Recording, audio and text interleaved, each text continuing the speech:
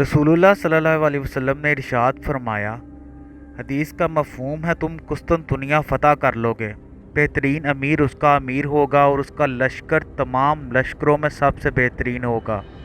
قسطنطنیہ کو فتح کرنے والا کیا ہی باکمال فاتح ہوگا، اور وہ فوج اس دنیا کی باکمال فوج ہوگی۔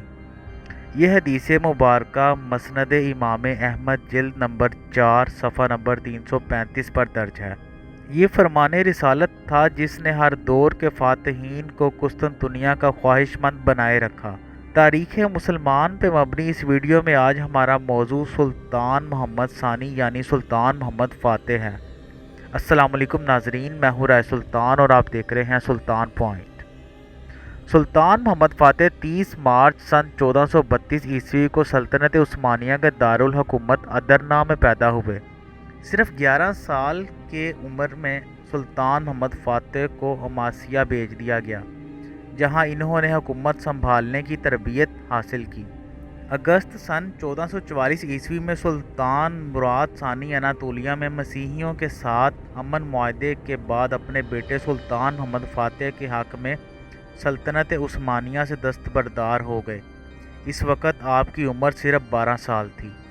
آپ پہلے دور حکومت میں جنگ ورنا کے پیش نظر سلطان محمد فاتح نے اپنے والد مراد ثانی سے تخت سنبھالنے کا مطالبہ کیا، لیکن انہوں نے زاہدانہ زندگی کو ترجیح دیتے ہوئے انکار کر دیا، جس پہ سلطان محمد فاتح نے اپنے والد کو ایک خط لکھا جس کا مفہوم کچھ یوں تھا کہ اے میرے بابا، اگر آپ سلطان ہیں تو تشریف لائیں اور فوج کی کمانڈ سنبھالیں، لیکن اگر میں سلطان ہوں تو میں آپ کو حکم دیتا ہوں کہ میری فوج کی قیادت سنبھالیں۔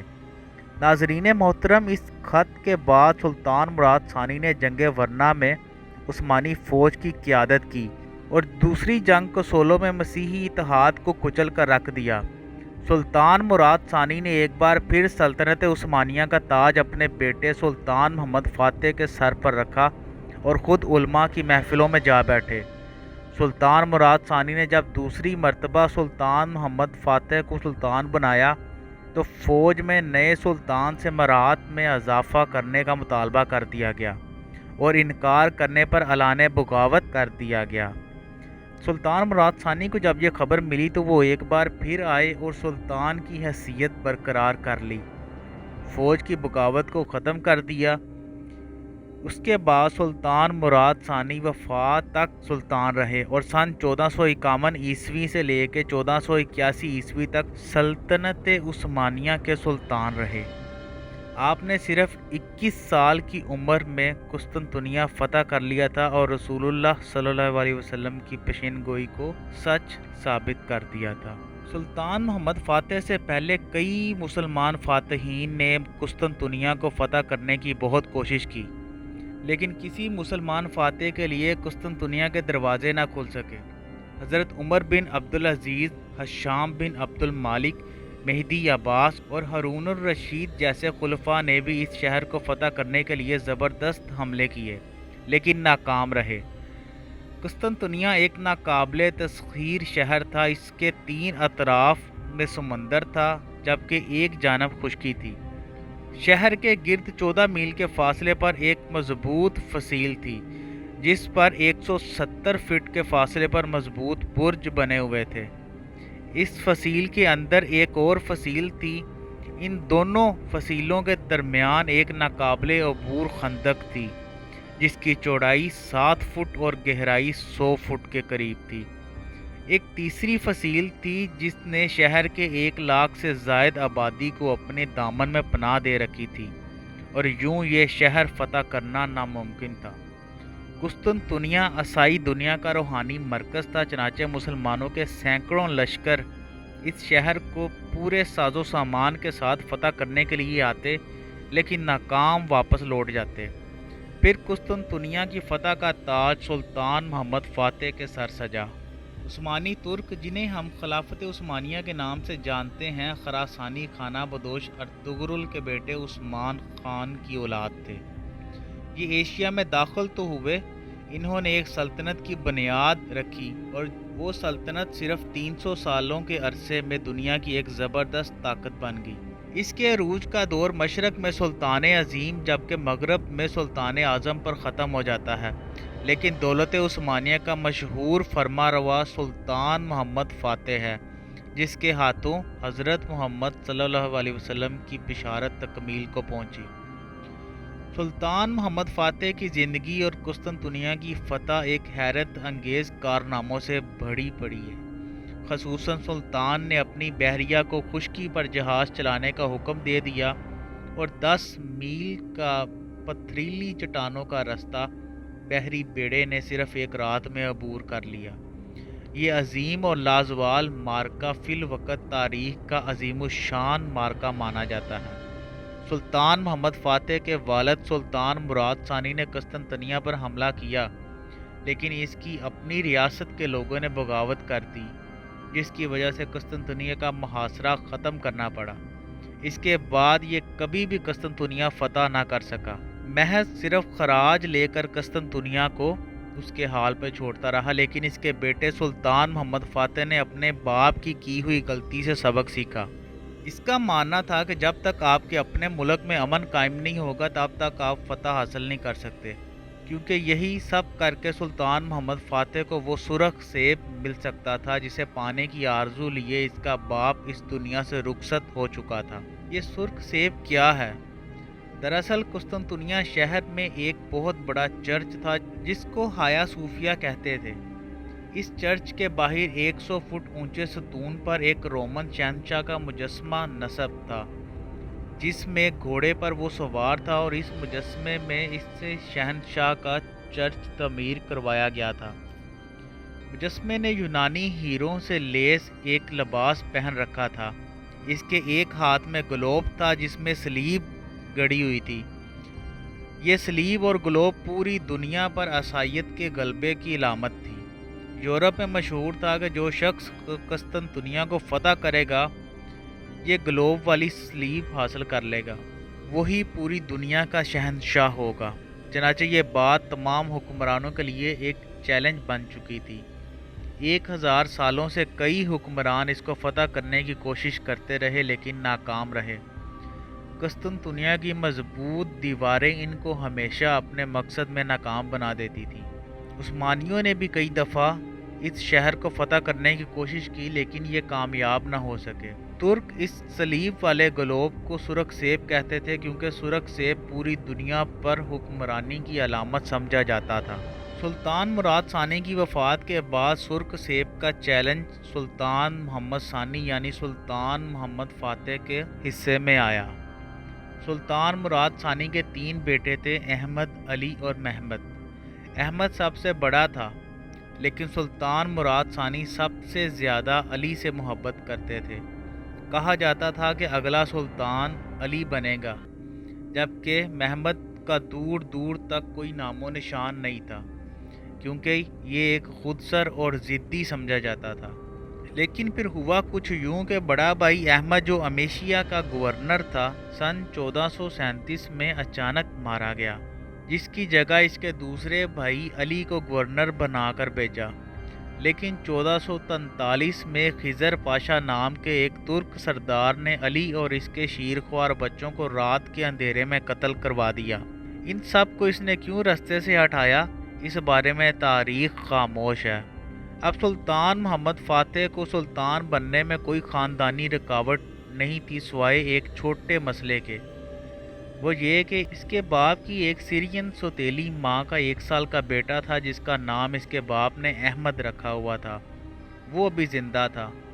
بظاہر یہ 1 سال کا بچہ سلطان محمد فاتح کے لیے کوئی مسئلہ نہیں تھا، لیکن سلطان یہ بات سیکھ چکا تھا کہ اگر سرخ سیب حاصل کرنا ہے تو مکمل امن و امان ضروری ہے۔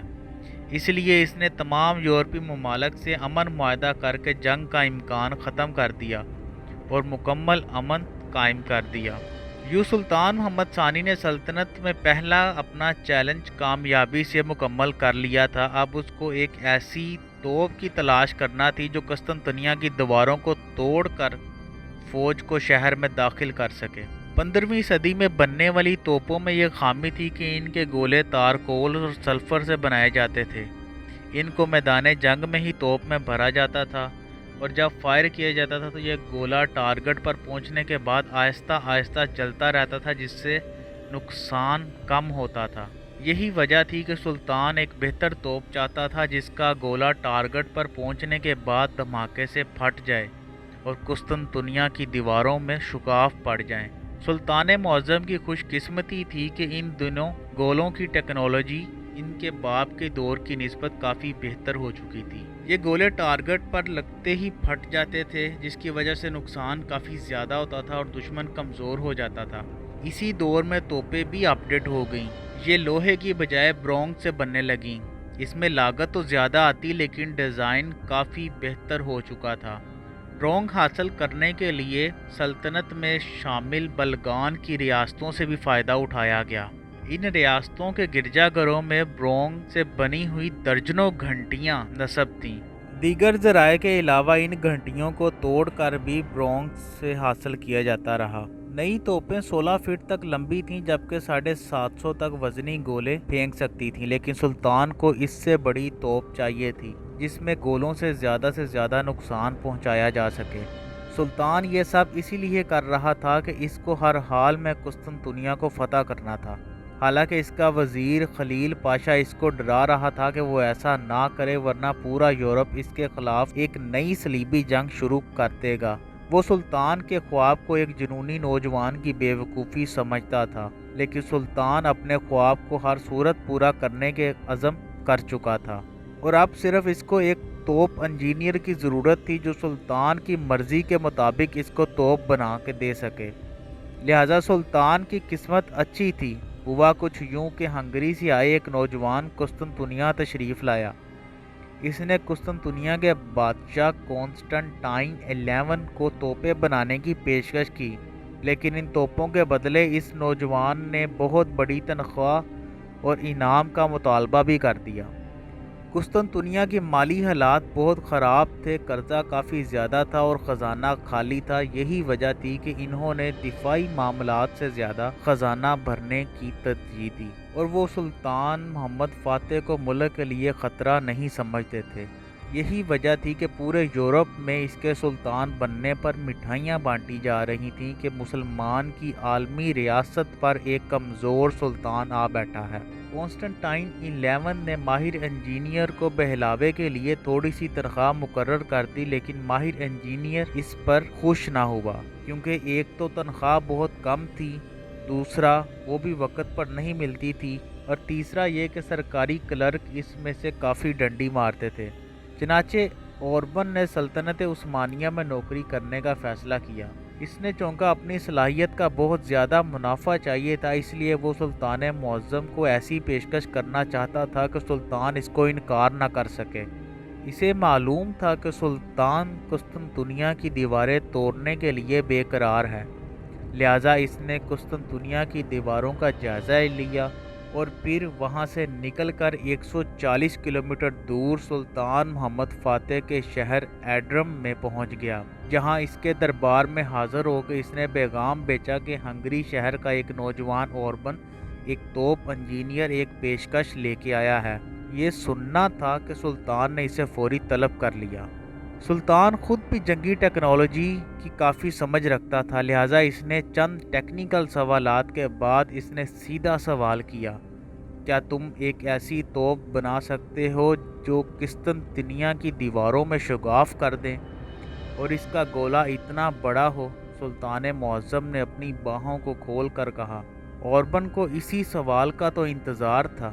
اس نے کہا، میری توپیں اتنی طاقتور ہوں گی کہ اس کے سامنے قسطنطنیہ تو کیا، اگر بابل جیسی عظیم پاور بھی ہو تو وہ اس کو بھی ملیہ میٹ کر دیں گی۔ سلطان کو اسی جواب کا انتظار تھا۔ اوربن کو اس کے منہ مانگے معاوضے کے علاوہ 4 گنا زیادہ معاوضہ دینے کی پیشکش کی گئی، لہٰذا اس نے توپوں پہ کام شروع کر دیا اور 3 ماہ کے عرصے میں اوربن نے اپنی پہلی توپ تیار کر لی۔ اس توپ کو پاسپورس کے ایک ساحل پر ایک ترک قلعہ ارمینیا ہزار پر بیچ دیا گیا۔ نومبر 1452 میں فائر ہونے والے اس توپ کے گولے نے قسطنطنیہ کے ایک بحری جہاز کو سمندر میں ڈبو دیا۔ یہ جہاز ڈوبنے سے اوربن کی بنائی ہوئی توپ کی طاقت ثابت ہو گئی تھی۔ اب سلطان نے اوربن کو حکم دیا کہ اب وہ اسی کی سوچی ہوئی ایک نہایت ہی بڑی اور طاقتور توپ تیار کرے، اور اس توپ کی تیاری شروع ہو گئی تھی۔ اس شاہی توپ کی تیاری کا مرحلہ بہت ہی دلچسپ تھا۔ اس کے لیے رسی اور مٹی کی مدد سے 27 فٹ لمبا ایک سانچہ تیار کیا گیا۔ اوربند نے اینٹوں اور مٹی سے ایک بہت بڑی بھٹیاں تیار کیں، جنہیں 1000 ڈگری سینٹی گریڈ تک گرم کیا جاتا اور ان کے چاروں طرف تارکول سے ایک پہاڑی بنا دی گئی۔ یہ پہاڑی اتنی بلند تھی کہ ان کے اوپر سے جھانکنے سے ہی صرف بھٹیوں کا ایک دانہ نظر آتا تھا۔ جب ان بھٹیوں پر آگ جلائی جاتی تھی تو وہاں موجود ہر شخص اس پر کھڑے ہو کر اللہ کا ورد شروع کر دیتے تھے۔ بھٹی کے آخری دن جب اس میں تیل ڈالا جانا تھا تو اس وقت ملک کے مفتی، شیخ اور وزیروں کو بلایا گیا تاکہ ان کی موجودگی سے برکت رہے۔ ان کے علاوہ کسی بھی شخص کو بھٹیوں کے قریب جانے کی اجازت نہیں تھی تاکہ نئے ہتھیار کو کسی کی نظر نہ لگ جائے۔ اس دن صرف 40 لوگ وہاں موجود تھے۔ ان کے علاوہ کسی شخص کو بھٹیوں کے قریب جانے کی اجازت نہیں تھی۔ اس عمل پر ایک کانسی کی توپ تیار ہوئی تو اس کا دانہ 30 انچ کا تھا۔ یہ وہ سائز تھا جو سلطان نے اوربن کو بتایا تھا، اور سلطان کی مرضی کی توپ تیار ہو چکی تھی۔ اب مرحلہ تھا اس کو ٹیسٹ کرنے کا۔ اس توپ کو جنوری 1453 میں باہر نکالا گیا اور اسے ایک دن پہلے شہر میں منادی کروا دی گئی کہ کچھ دیر کے لیے دھماکہ ہوگا، اس لیے کوئی بھی پریشان نہ ہو۔ شاہی توپ کو شہر کے گیٹ کے پاس لایا گیا اور کئی لوگوں نے مل کر توپ میں ایک گولہ نصب کیا۔ توپ کے ایک سرے پر بارود بھر کر آگ لگا دی گئی اور ایک زوردار دھماکے سے توپ کا گولہ 1 میل دور جا گرا اور وہاں 6 فٹ گہرا شگاف پڑ گیا۔ چنانچہ یہ تجربہ کامیاب رہا۔ دھماکے کی آواز 10 میل تک سنی گئی۔ سلطان نے اس کامیاب تجربے کی خبریں جان بوجھ کر قسطنطنیہ پہنچائیں تاکہ وہاں کے محافظوں اور شہنشاہوں کا مورال گر جائے۔ اس تجربے کے بعد اوربن کی بھٹیوں میں توپیں تو بنتی رہیں، البتہ کسی کا سائز اس شاہی توپ جتنا بڑا نہیں تھا۔ ان کا عمومی سائز 14 فٹ سے کچھ زیادہ ہوتا۔ اوربن نے ایسی 60 سے زائد توپیں بنا ڈالیں۔ اب سلطنت میں امن و ایمان بھی تھا اور توپیں بھی تیار ہو چکی تھیں۔ قسطنطنیہ پر حملے کی دونوں شرائط سلطان محمد فاتح کے نزدیک پوری ہو چکی تھیں۔ جنگ میں تاخیر کی کوئی گنجائش نہیں تھی۔ سلطان معظم نے یہ کیا کہ گھوڑے کی دم سے بنا ہوا ایک پرچم محل کی صحن میں گاڑ دیا۔ یہ ترکوں کا رواج تھا کہ جنگ سے پہلے اس طرح اعلان کیا جاتا تھا تاکہ لوگوں پر بات واضح ہو جائے۔ پرچم گاڑنے کے ساتھ ہی مکمل سلطنت میں قاصد دوڑا دیے گئے کہ وہ فوراً فوجیں لے کر ایڈن شہر پہنچیں۔ اس کا یہ طریقہ کار تھا کہ ہر امیر کی یہ ذمہ داری لگائی گئی تھی کہ وہ زیادہ سے زیادہ سپاہی اپنے ساتھ لائے۔ ہمارے ساتھ رہیے گا، سلطان محمد فاتح کا حصہ دوم جلد پیش کیا جائے گا۔ اب تک کی ویڈیو آپ کو کیسی لگی بتائیں کمنٹ سیکشن میں۔ تب تک کے لیے اللہ حافظ۔